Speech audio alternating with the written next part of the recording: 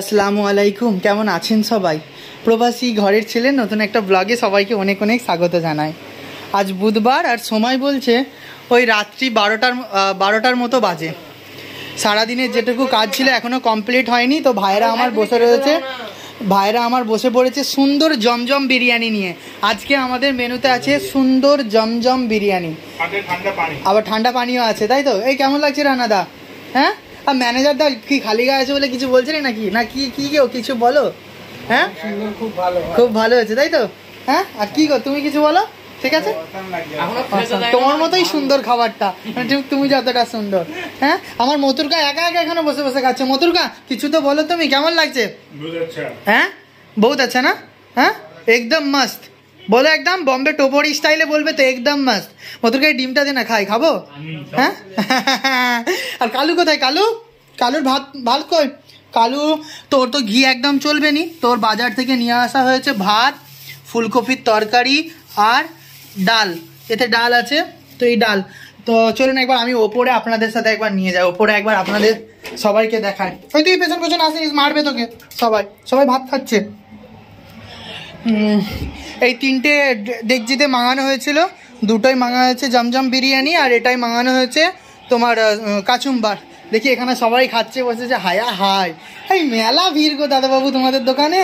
হ্যাঁ, কি গো মানব, কিছু তো বলো, চুপচাপ খাচ্ছ, কিছু বলছো নি। কেমন হয়েছে বলো? হ্যাঁ, ভালো হয়নি না, একদম বেকার। সঞ্জিতা তুমি তো কিছু বলো। সেই স্বাদ না, একদম। আর এদিকে সোম, তুমি তো কিছু বলো। কিছু বলবে নাকি? না কিছু? আর সোমের মুখে কোনো ভাষাই নেই। আর ফোনটা তুই কিছু বল। আরে যদি লাগে আমার ওখান থেকে ভাত নিতে পারিস, অসুবিধা নেই। আমি ফোনটাই আগে খতম করে দিয়েছি আগে সব থেকে। বাকি মামু কি গো, কিছু বলো তুমি। আমার দেবা বলবে, দেবা কিছু তো বলো তুমি, কি ব্যাপার? সুপার না একদম।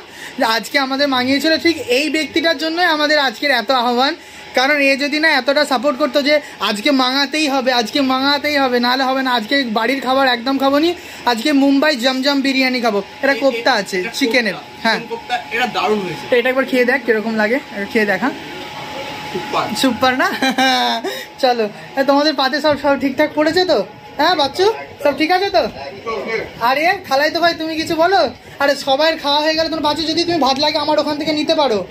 হ্যাঁ, আমার দাদাবাবু কিছু এরে এখনো প্লেট খতমই হয়নি, প্লেটে এখনো কত পড়ে রয়েছে। এই এত সুন্দর মানে গন্ধ উঠেছে, ঘরটা পুরো গন্ধে মমা করছে।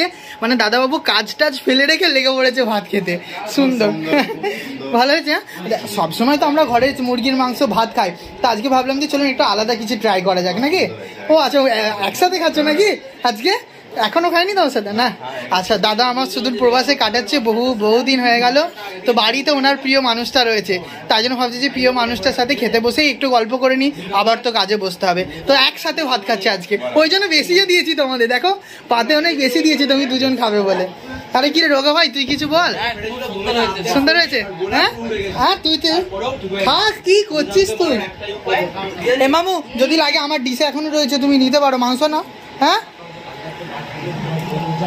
চলুন তাহলে সবাই খেতে থাক। আর আমারও এখানটায় পড়ে আছে, আমিও এখনো খাইনি। মাশাল্লাহ কত দিয়েছে রে ভাই আমাকে। হ্যাঁ, আমি 3 দিন ধরে খাবো রে এইটা। হ্যাঁ নে, তাহলে অসুবিধা নেই, ধর। চলুন তাহলে সবাই খেতে থাকুক, আর আমিও ভিডিওটা শেষ করি। সবাই ভালো থাকবেন, সুস্থ থাকবেন, সাবধানে থাকবেন। ব্লগটা কেমন লাগলো সেটা অবশ্যই কমেন্ট করে জানাবে। পানি খানা রে, ভালো লাগলে একটি লাইক করে দেবেন। সবাই ভালো থাকবেন, সুস্থ থাকবেন, সাবধানে থাকবেন। দেখা হবে খুব শিগগিরই নতুন একটি ব্লগে। ততক্ষণ পর্যন্ত সবাইকে জানাই আসসালামু আলাইকুম।